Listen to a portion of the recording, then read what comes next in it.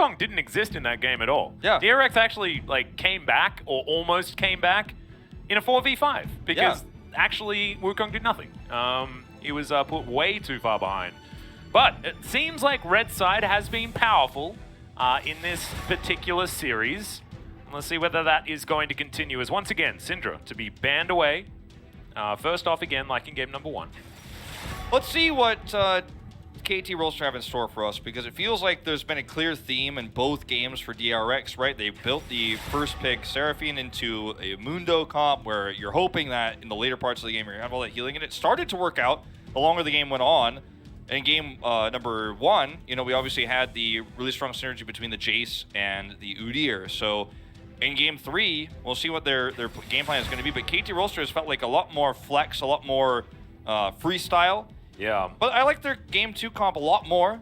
And heading into game 3, we'll see if they can figure something out here, because they do have that first pick. They ban the Udyr. I think blue side Udyr bans, very smart. I'd like to see Thresh banned away here by DRX. I think that he was a big problem in the last game. And could certainly be one of those options. Rel still available. Samira, Seraphine? Seraphine, some of those. Option, Kai'Sa. I think they'll probably go down the Kai'Sa path here. Actually, Seraphine is banned, so I don't need to try and say the name anymore. But KT, let's see what they first pick. I think first pick Thresh makes some sense. They are going to do it. Okay, this is, you know, we've seen quite a few players in the LCK willing to do this because their Thresh is so good, and Zeus is one of them, so... Agreed. I think the last POG that he picked up was also on the Thresh.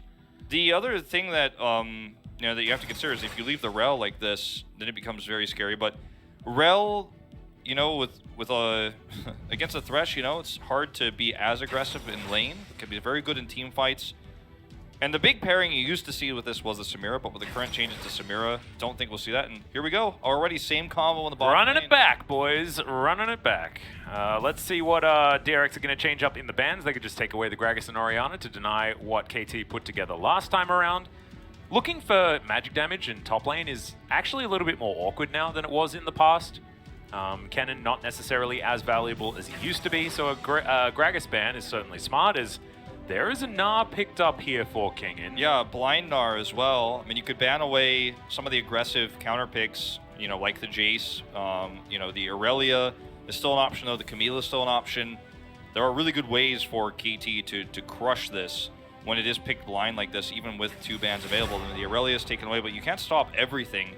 And this is a big criticism we had of KT's first draft in game number 1, where, you know, the Udyr just totally crushed the top side of the map with the Jace pick. So yeah, I mean, the Jace probably not going to be available. Of course, Doran is a pretty good Jace player, so I would like to see a ban on that one. Lucian to be taken away, and you see Lilia and you think, let's get some physical damage into these solo lanes, and that is an understandable one there as well. Yeah, I mean, if you gave the Lucian away, you'd have a lot of lane priority. Works well with the Lilia. Can be terrifying. Which one do you choose here, though? Like, do you ban the Jace? Do you ban the Camille? It's rough. These aren't champions that Doran has played a lot this year, but the Sion ban here, an interesting one. Yeah.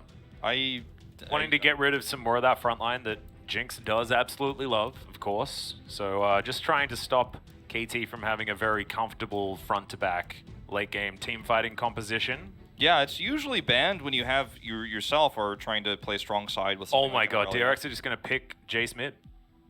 That would be cool. I'd like that. Would be fun. As there is Tristana taken away. Let's see where KT goes with this, because the Sion ban is really interesting. There's the Orianna, shocker. But where do we go here for KT in the top side of the map? Because the Sion ban is really interesting, because usually that's against, you know, stronger, heavy kill potential pressure top lane, not the Gnar. So Ukel's Victor, final pick here. This happens so many times. This is like where they lock in Aatrox. Oh, and there is the Kennen. Okay. I mean, I like this a lot. And they had the Gragas that they could have gone towards yet again, but they decided not to do it. Looking for a little bit more just CC lockdown, keep people in the Chaos Storm, keep them in the Death Rays, things like that, not wanting to disrupt too much. DRX's comp is fairly squishy too, so it ends up working out. We'll see the 5th pick, Kai'Sa. Yeah. Almost thought she was going to slip through the draft, but she's always coming back. But yeah, the cannon pick here can certainly help give you a lot of lockdown to these squishy targets. You know, outside of the Gnar, depending on how he builds, could be really squishy in this game, but is going to be able to really shut down a lot of what DRX wants to do in team fights if he can get into position to do so. The scaling is really good with KT's comp, with the Victor Jinx for the later parts of the game. So as long as things don't go out of hand in the top side of the map here again for KT, I really like their draft this time. Of the three, this is the one that really feels like it comes together the best. They don't have a lot of frontline. That's the thing that I'm a little bit worried about, is the fact that, yes, Kennen, he will get in there, right? And if you have a Zhonya's, then you're going to have a bit more staying power. But you're not that big body to head into the front line to keep your Jinx safe. And so much more is now going to be on Zeus's shoulders to make sure that he can always keep Hybrid in the right position, and they can utilize all of their burst damage and CC in order to keep DRX out, because it doesn't feel like your quintessential front-to-back Jinx-style composition. So much of this game is going to depend on Doran on this Kennen's in these team fights. The other thing to consider is insane wombo potential on the side of DRX. I mean, Gnar comes in, has a big stun, you have a fall-up Orianna ball. I mean, it doesn't matter the order. There's a huge Lily asleep, and then Rel comes in, and it's like, uh-oh. So you really have to make sure that you're split really well as KT, while also team fighting around Kennen, setting up those stuns in the backline. We're going to have to see a lot of flanks, I think, from that Yordle from the top side of the map. Yep, and also, I mean, Kennen doesn't beat Gnar in lane necessarily or anything like that. I think that we're going to see top lane be a lot more competitive than it was in either of the two games, right? We saw Doran get smashed in game 1, King got smashed in game 2. Doesn't feel like it's as cut and dry here in game number 3.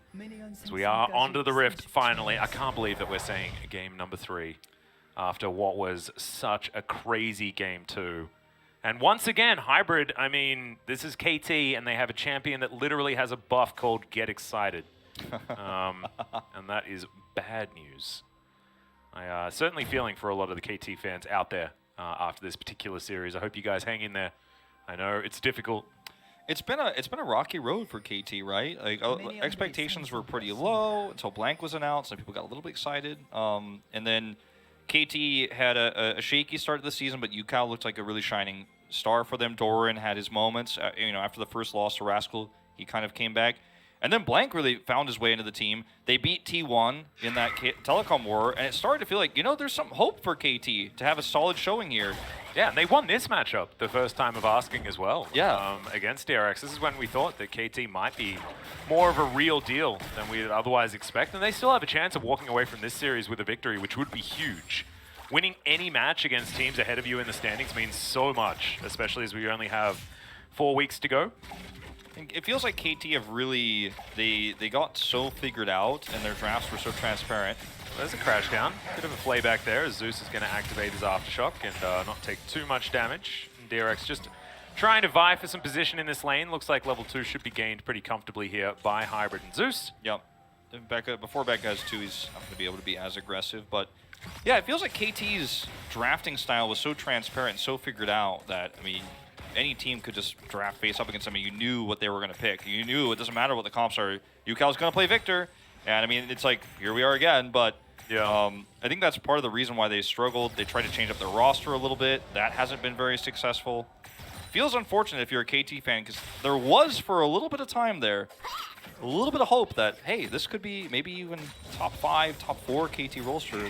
So, and now, you know, we're back to maybe they don't make playoffs. Well, we did mention the fact that top lane would be a lot more even, as you can see, in the LCK. It is quite even between these two champions. This dates back quite a long way when the two of these were certainly far more meta in seasons past, but see how it does go, as it is going to be airy this time on Doran, so wanting a little bit more lane presence than a lot of our, you know, unsealed spellbooks and things like that we have seen, even Conqueror coming out on our last Kennen that we saw. So definitely a lane-focused choice, rather than trying to look for better, you know, consistent damage, which is what the Conqueror will give you elsewise. We are going to have traded scuttles. Our observer's really thinking maybe Becca's going to go for an all-in or something like that, but just not happening here. Pretty good win rate so far for Doran on the Kennen in his career. Yeah, only 16 games for a champion that's been out this long, but still very high win rate, almost touching the 70 mark there. Yep, a lot of those games, of course, when he was playing for DRX last season, certainly Cannon was feeling like much more of a meta pick back then. Still slinking around the outskirts of the top lane, but not necessarily as popular, even nearly as it was last year. Of course, thinking about players like Noguri and the Shy, who did get a lot of work done on the Kenny. Do you see Pyosik is hovering around the top side of the map while it's pushed, and after he gets these Krugs, he may actually be able to make a play here. There's a ward, really well placed though to be able to spot this out. So I don't think Doran is going to get caught here. Actually, it disappears, I believe, right before he comes over, so he doesn't have vision. Yep, there's a big wallop as Doran trying to get out of there. The flash does come through, but immediately Pyosik's going to follow. There's the watch out. EP lands every button. The last Q will do it. First blood once again going over to Pyosik. I was watching that because that's actually the jungle path you want on the top side of the map when your lane is getting pushed in like that, and he just has an easy opportunity. And the thing is, there was a ward. It actually timed out right before this. It's actually insane. Like, I was watching that on the minimap. The ward times out as he passes over it. So he just simply doesn't know, and he has his false sense of security because he had a ward right before that. The timing, it works out so perfectly for Pyosik to end up going there. If we watch the replay of it, I want to check the minimap, make sure I'm not crazy, because I'm pretty sure it timed out like right as he was coming over. A little bit unfortunate for Doran theoretically, but now doesn't have a flash, and I believe Kingen held onto his as we do. Head on in here. No ward when he walks over it. It timed out right beforehand. I mean, it's just so much damage. It was really, it's not exactly the most difficult of plays, but hit absolutely everything, did Pyosik. No hesitation on the flash either, knowing that definitely wanted to go for that one, as now Solka's getting collapsed on by everyone. And there's the flash play. Solka's going to flash the right direction, but Gideon just gets into point-blank range and destroys the Clockwork Lady in the mid lane. Well played here from KT. Just punishing a little bit of an overextension there. The flash was nice from Solka, the angle, I liked it, but between the Chaos Storm and all the damage that Graves has at this stage, you're not going to get out of that one. Not really about the CC, it's about the damage as Kingen. Yeah, another Mega Gnar wallop situation as the Slicing Maelstrom does come through. Gideon in position, but Kingen is able to get himself out of there. Airy being a little bit frustrating, as we can see. But now Kingen finds himself not really knowing what to do as he's falling behind just a little bit, close to 2 waves behind right now, as DRX get a bit of control here of the bottom side of the map. As finally, Zeus will make his way back in. His flash now on cooldown. DRX might be able to find some sort of priority here towards the bottom side, especially with Pyosik lurking. Hybrid and Zeus just getting pushed, so not able to help at all. This prio, there's vision. They know that there's no vision, rather, because of the control ward. They have 2 control wards on their side, but nothing on the Drake, and I think they've got a good idea this is happening, but with mid prio too, there's no way out of this one. There's no way to block this one. Pyosik has smite. Easy cleanup. We're going to go back and watch this exchange in the mid lane as Zeus comes all the way up for this too. And look at this, he gets the flail. This flash is really nice to block the hook from connecting, but it just doesn't matter. It's about the damage more than the CC at that stage. Yep. And of course, Gideon did invest his flash. Zeus invested his, but Yukal didn't have to flash, so he's going to continue to have a bit of control. In this lane, you can see Solka's still able to get the shove. But look at all of the vision, especially defensively here for KT. Lining the river on the top side of the map, and also just keeping an eye on the bottom side as well. Having said, they did get the Drake stolen away from right in front of their eyes, so it's a little bit unfortunate, but not the end of the world, as we do have Mountain Drake to come through for our second, Infernal or the Cloud. It's going to be our Soul here today. Oh, well, I'm casting with you, so I know where my money's at. Yeah. So statistically, it's not, To be honest, we did manage to win the 50-50 in game number 1. Got the Infernal instead of the Cloud. Not bad, not bad. As Hook is going to go wide. I don't believe in playing defensively. I don't believe in superstition, but like with these Cloud Drakes at the beginning of the season, I was like, okay, this is starting to look a little bit whack, and then it started to be like a little bit whack the other way. I'm like, we're not getting any more of these anymore. Like, what's going on? Sometimes, statistics RNG write themselves, you know? RNG works in mysterious ways, I suppose. Yes, indeed. Well, a bit of a lull state in this game as the first Drake was taken by DRX, and we've just got a little bit of a lack of objective type of game here in the early stages of it. But I've liked Bao and Becca, or rather Hybrid and Zeus, excuse me, have looked really solid in lane with this Thresh Jinx. It's a really scary combo to think about when no one else is playing her right now so far here in the LCK. Well, haven't really had a chance to, right? As this is the first match that we have on 11.4 where people do feel like Jinx is in a much better spot than she once was. Yeah, we'll have to wait and see if that becomes something we see from more other teams, or if it's just kind of a KT exclusive. Yep. It gives them a lot more flexibility in draft. And this is actually the part of KT that's looked the weakest, right? Historically, is the bottom lane. So to see them look very comfortable on these champions together, and it clearly have shown some work and some practice in improving that synergy going into a game like today's. You like to see it because it's been very much the Door and UCal show for KT Rolster otherwise. Yeah, I actually think that not banning the Thresh was pretty disrespectful here for DRX. I think Zeus has been very, very good on this champion. So we'll see whether he's going to be able to once again Caster Blessing? A POG-worthy performance. He's going to do a bit of a drive-by here towards the bottom side. I thought maybe he was about to have like the hook of his life on the bow, right? As you blessed him. Well, we do have a Rift Herald at the ready for Gideon, who was able just to get up there and take that one. Hook is going to land here on the bottom side, as that's the Caster Blessing that we were talking about. Bao's going to get flayed back as Hybrid, taking a fair bit of damage, and Becker actually is going to keep himself up, and unfortunately it was a Caster Curse, not a Blessing. As Zeus is going to get pulled back there, and the hook is going to connect. Bao could be in trouble, but not before he gets himself a double kill. And again, Tract and Repel comes through. Rel is just pretty damn good, as it turns out.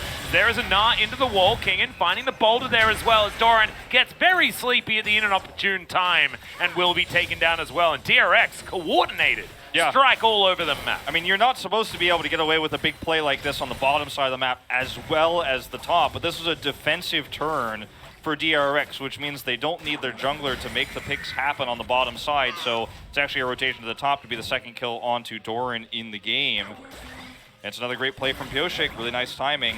Yeah. And things are starting to get a little bit of out of hand here early on in this game. I mean, it feels like for DRX now, you're like, well, doesn't matter if we got jungle nerfs or not. We're starting to accelerate the Lilia. As watch this happen again, so it's a nice hook. And in the follow-up is there, you have the extra synergy there with the traps, but Rel is just so powerful in these moments where she can set up a Magnet Storm and then get a double attack repel. And then Bao is just ready to follow up here with the Killer Instinct. And then they even, I mean, obviously it's going to be a double, but they even commit the exhaust onto Gideon just to make sure. No, I actually really like that exhaust. Otherwise, Gideon could have actually done a lot of work there, but just immediately denied. And the fact that the exhaust was still available, that's the nutty thing. As, yeah, Doran just stunned up forever, will be taken down. Yeah, it's nasty. Nasty stuff up there in the top lane, and that's the unfortunate moment where they get to make the call to go because Pioshik is nearby because they know that Gideon is showing up on the bottom side with the play that's being made. You have to assume that Gideon's nearby, and then they get confirmation that he is. So they just press the go button. There's no counter gank potential. And I mean, besides a very slight gold lead to UCal in mid lane, DRX have complete control over this game. Yeah, Gideon gonna cross a ward here, as once again, Doran's going to get Nard. He's taking a lot of damage here from Kingen as well. He's just thrown boulder after boulder. Is this the solo? Yes, it is so easy. Just throws a UFO into the rat's head, and he is taken down. Kingen killing the solo killer on the top side of the map solo. I mean, this is Kingen's Gnar, but it is also just a misjudgment by Doran. I mean, at this point in time, he had Hextech, Alternator, and Sork Shoes. That's all he's got. Like, you don't have the damage. He was 0-2, right? Yeah. Like, you need to give the Gnar a bit more respect. You really do. And I think he was a level down on top of it all because of that. So, and now he's 2 levels down. Yep. Not to mention that he's going to find himself down a turret here, it looks like. Pioshik is ready for more if he does decide to try to fight this with the wave here. They do not have vision of Pioshik whatsoever here. This is actually really cute, wanting to make sure that he gets even more than just the turret. As Kingen going to move on over, gets himself a ward down, and now he's just hoping that this cannon is going to be taken before Doran can get any experience from it. Does so very comfortably. A kill, 2 assists, all turret plates, and the turret before 14 minutes. That's not bad, is it? It's not bad. Pretty solid here. At least with, you know, the catch there on Pyosik, KT are able to trade this Drake back. And it's a cloud. There it is. Well, we've got 3 different ones. We're missing the Ocean Soul for our collection of souls so far today, so I think this is okay. Sure. See who's going to be able to get all of them. Stride Breaker complete here for Kingen. He's got himself some pants and some shoes as well. And the Nara is in a very good spot. Leandri's already done here for Pyosik as well. DRX feeling reinvigorated. This is a very different KT, you know, where it feels like the bottom side of the map is where things are most stable, right? That's where they got the turret plates. Smashing CS right now. Yeah. Nara makes a lot of noise. He does. Certainly does. Can we turn that off for spectator mode, please? Seraphine and Nah, man, they are very noisy. And Yeah. Lissandra. Lissandra here in Korea is, she's obnoxious as well, but she's not in the meta currently. Don't jinx it, Max. She might be coming back. We'll see. I actually like Lissandra metas. I know she certainly did get overplayed, but you know, the wombos and stuff like that is certainly fun. She's a fun champion. Definitely, I mean, I'll take her over some of the ones we have right now in the mid lane. Yep. Okay, well, this is just Doran getting tossed in, and he's just not showing the respect, like you mentioned. Well, okay. now there's flashes out, but it's not going to get them anywhere. Gideon, he's going to die. Well, is Kingen going to survive? The answer is yes. Gets that flash over the wall, as now Pyosik is able to dance his way around, but does want to disengage now. Not exactly the tankiest little Lilia that we have ever seen. A Super Mega Death Rocket is going to go wide, but I feel fortunately for Hybrid, Kingen was nowhere near the vicinity. I think Kingen was just trying to make sure that Pyosik got the kill. That's what it felt like in that moment. I mean, he's now 3-0. He has his Leandri's completed. I feel like this is a game where Pyosik could have even gone for Night Harvester with how it's gone. And how KT's lack of frontline could really be a problem. Gideon? Just a bit of a drive-by there? Yeah. Pyosik's like, okay. Just gets the flash forward, gets asleep, and Kingen is 100% on board. He's stunned for a really long time. Yeah, Let's real hit the dead. auto. Yep, and then Pyosik's like, I want more. Goes in, picks it up. Nicely done. 6-1 now, the kill score for DRX is they have about a 4,000 gold lead. A little bit less. But as this turret goes down, that will in fact be true.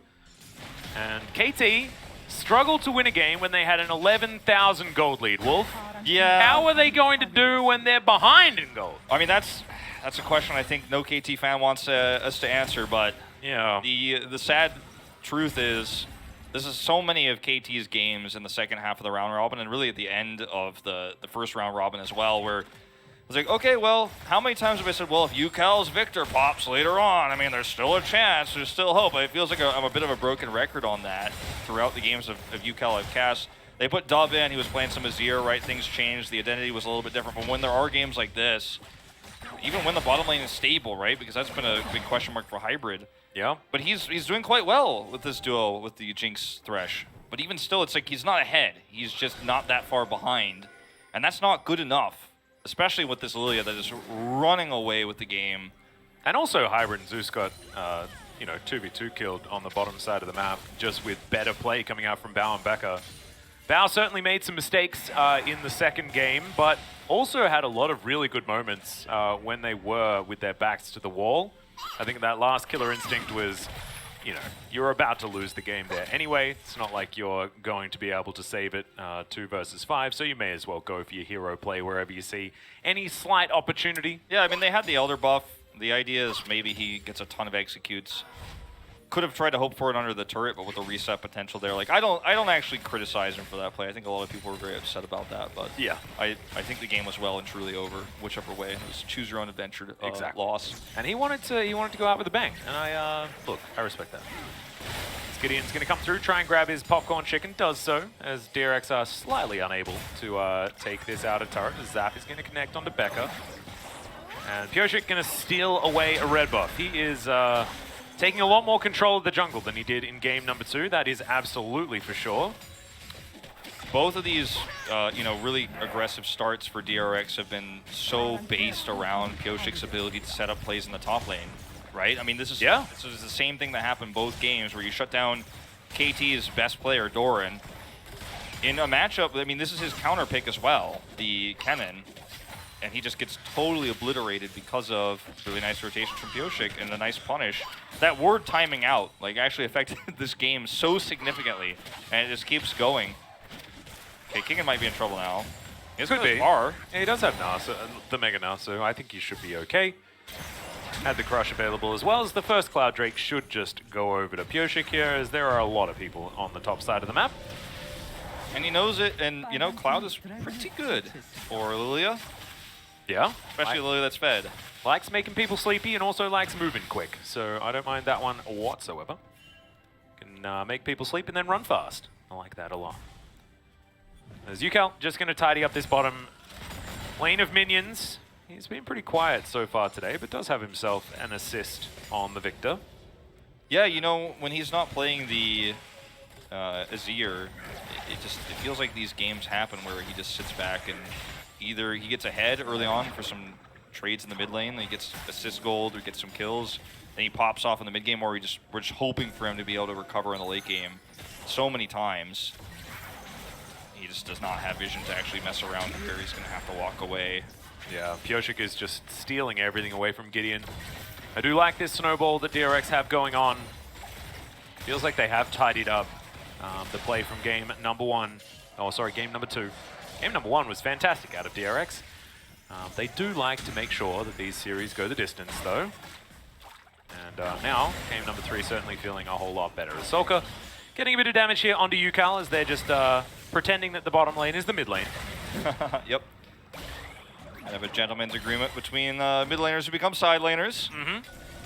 And, you know, I mean, this game for DRX is pretty cut and dry.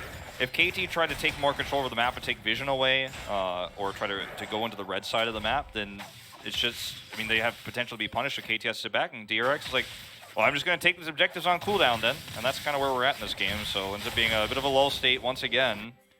And you can see Pioshik going for Majora's Masks, all masks any percent here in League of Legends. Has a couple of them already completed. We'll see whether he can fit any more into the build. Not likely. As in goes Bao once again. He just loves the killer instinct, loves pressing the button. Hybrid's going to be able to take a lantern to get himself to safety, but if that lantern wasn't there, maybe he was just dead. Yeah, I mean, you set up these threats, sometimes you can make somebody press the flash button, scare people. In this case, it's just a lantern trade. The cooldown on this ultimate is not that incredibly long. Oh, Cosmic Drive's a mask, isn't it? Yeah, it is. That's what I was actually going to mention that. That's the third. Yep. And that was buffed on this patch. Here we go. Here's the flash in from Doran. Looking to take down Solka. They will do so pretty comfortably here, as that's a field goal from Pioshik. Looking for the sleeps, does find it.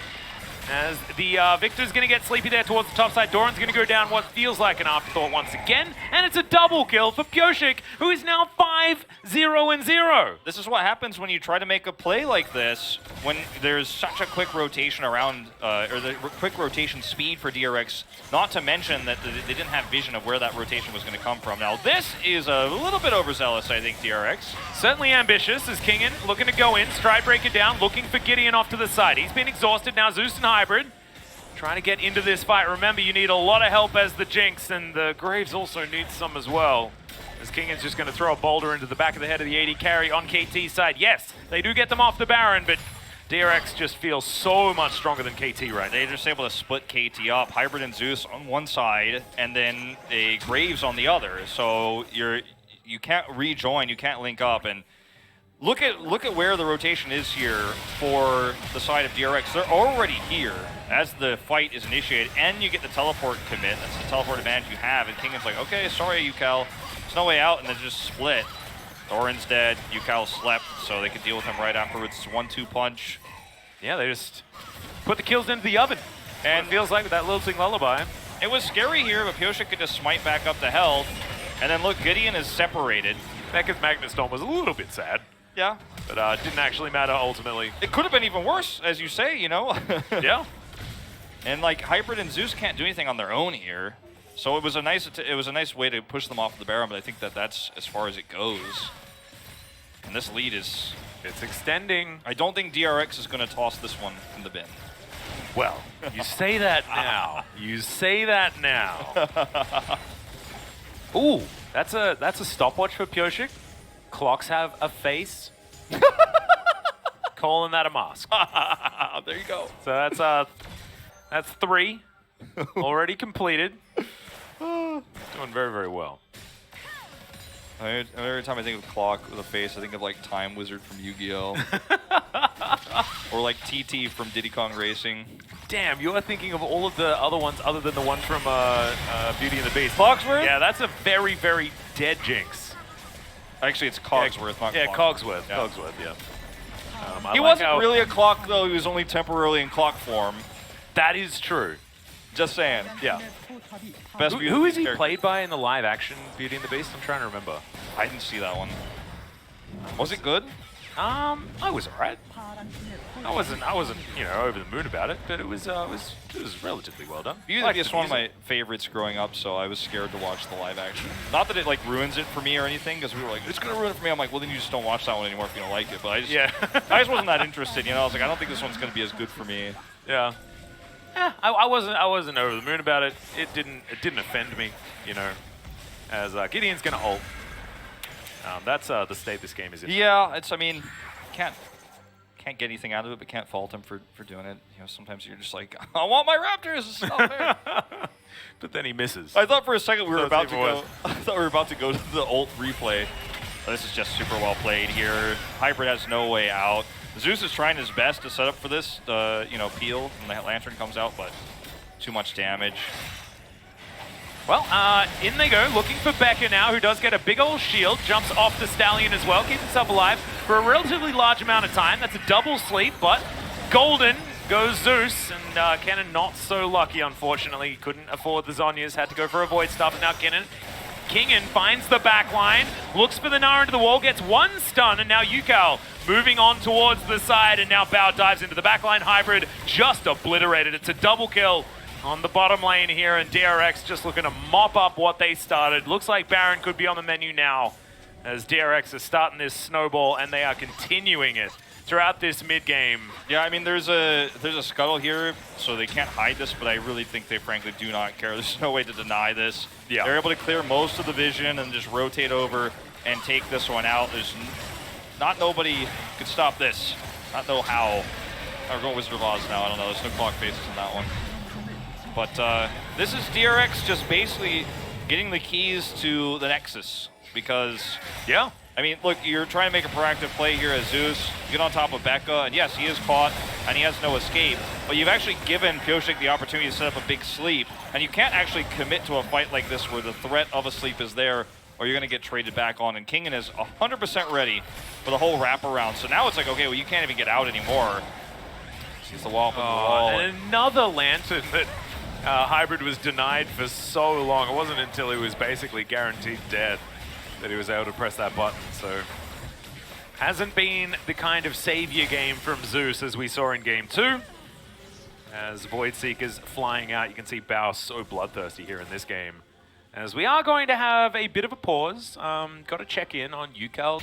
Mostly go even. Definitely historically here in the LCK goes even, as it's 9-9 right now.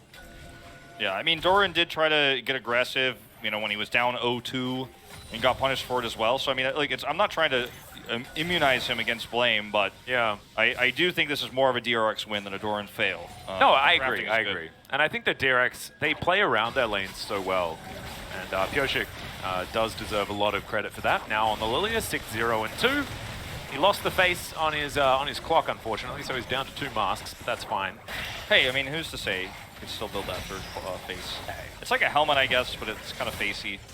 I mean, we sort of got confused, and you and I were trying to work out what the icon was a little while back. So It's like a helmet that's made out of 2, like, really...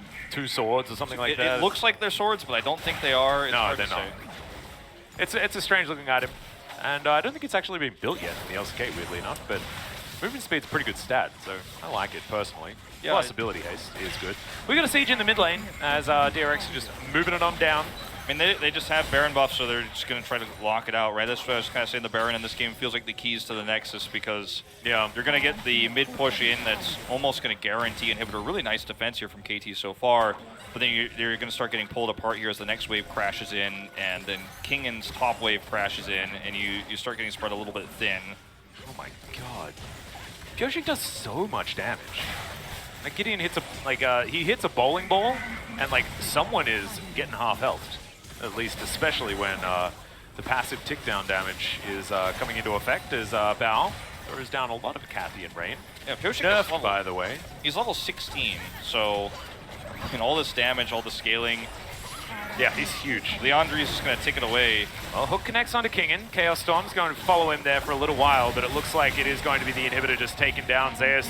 Zeus in trouble. He's going to be taken down. Bao collects that one with the Killer Instinct, and DRX are going to continue the push here.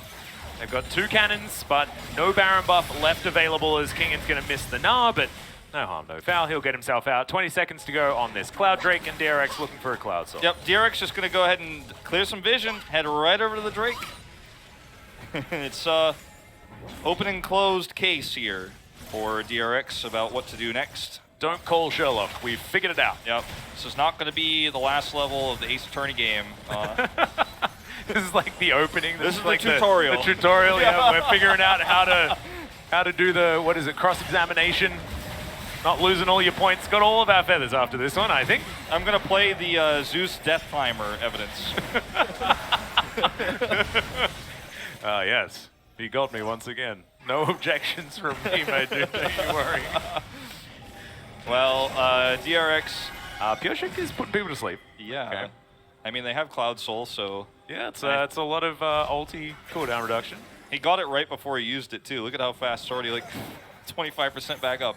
Our teams in the LCK have had a lot of practice in using the Cloud Soul effectively. And, you know, just Cloud Drakes in general, because we get a lot of them. We certainly do.